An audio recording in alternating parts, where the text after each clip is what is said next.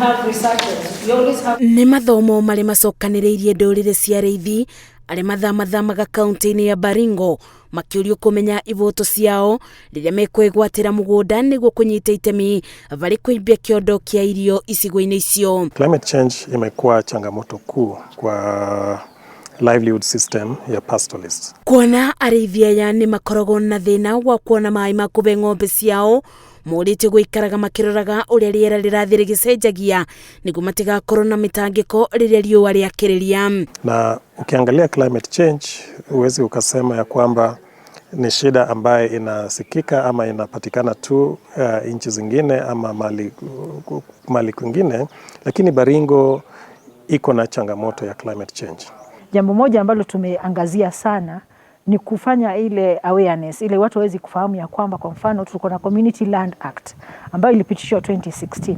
Na katika hii Community Land Act it is very clear kwamba jamii inafaa wamiliki ardhi kama jamii, ama wana ile right ama haki ya kumiliki ardhi kama jamii. Na nĩguo kũmenyerera marĩa matũrigicĩirie, arĩithia aya nĩ morĩtio kũbanda nyeki na mĩtĩ kũrĩa tĩri ũkuagwo nĩ kĩguũ hĩndĩ ya mbura.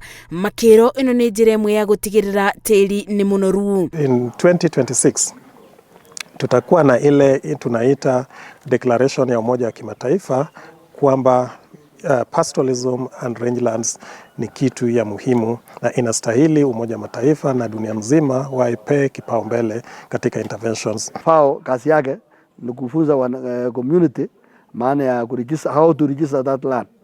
Na mpaka ya saa hii we are in the third stage of registration. Mathomo maya materevetwo nĩ gĩkundi kĩmwe gĩtarĩ kĩa thirikari kĩa Reconcile kĩrĩa kĩthiũrũrũkaga gĩkĩthomithagia mũingĩ bata wa kũramata mĩgũnda. Ngĩribotera Inooro TV, njĩtagwo Masi wa Ndia wa Mũrĩithi.